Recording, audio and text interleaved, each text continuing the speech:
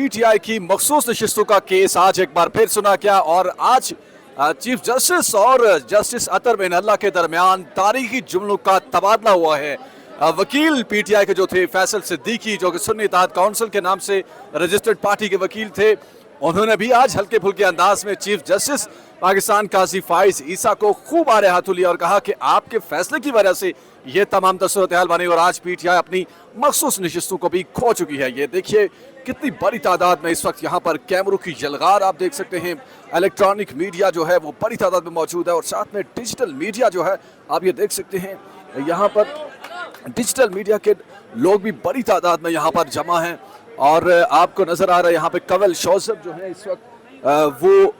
बातचीत कर रही हैं और इसके अलावा पीटीआई की लीगल टीम यहाँ पर खवातीन अरकान पार्लियामेंट यहाँ पर मौजूद है जिनको मखसूस नशिस्तें मिलनी हैं और वो मखसूस नशिस्तों का इंतज़ार कर रही हैं, लेकिन दूसरी जमातों को मखसूस नशिस्तें दी गई हैं। ये तमाम तर खवातीन आपको यहाँ पर सुप्रीम कोर्ट के अहाते में नज़र आ रही हैं। दिलचस्प केस है ये, अगर पीटीआई को रिजर्व सीटें मिल जाती हैं तो जो हुकूमत की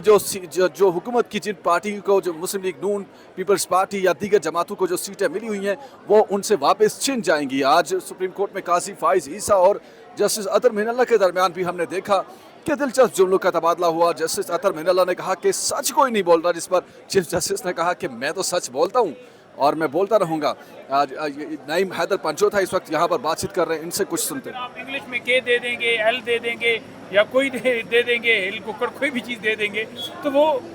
आपने देखना है कि निशान उसके लिए आपने मशवरा, आपने उससे जो है राय लेनी है, लेकिन नहीं राय ली गई और निशानात अपनी मर्जी के जो हैं वो अलॉट किए गए। बल्ले का निशान छीनना और उस छीनने के बाद ये कह देना कि अब आप आज़ाद हो गए, आप पार्टी की हैसियत कैसे ख़त्म कर सकते हैं? आज वो गलतियाँ सारी अभी क्या लगता है जो इस वक्त सिचुएशन है सुप्रीम कोर्ट के अंदर, जजेस के रिमार्क्स, जजेस का माइंड देखकर क्या लगता है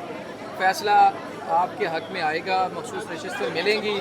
या इसी तरह से वापस दे दी जाएंगी? देखिए बड़ा क्लियर है ना जी कि मखसूस नशिस्तें उसी जमात का हक होता है जो वो जीती है और हमने सीटें जीती हैं। और इस वक्त देखें जजेस एक आध जो है उसको ज़रूर आपको पता है कि उनके रिमार्क से भी नज़र आ रहा था और वो क्या कह रहे थे, लेकिन ओवरऑल अगर बात की जाए तो आपने आइन के मुताबिक चलना है। तो आइन के मुताबिक जो जमात जितनी सीटें जीती है उस हिसाब से उसको मिलता है हक। और दूसरी बात ये कह देना कि जनाब आप ये कह रहे हैं कि नुमाइंदगी हो रही है मखसूस नशिस्तों से, लेकिन ये आपने सुना नईम पंचोथा को बातचीत कर रहे थे।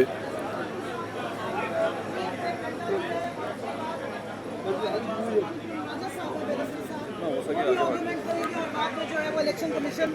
कितने सवालात उस पे फाजिल जजेस उठा रहे हैं, उम्मीद है कि वो कंक्रीट रिकॉर्ड के साथ आके शायद सच बोलने की कोशिश करें। जी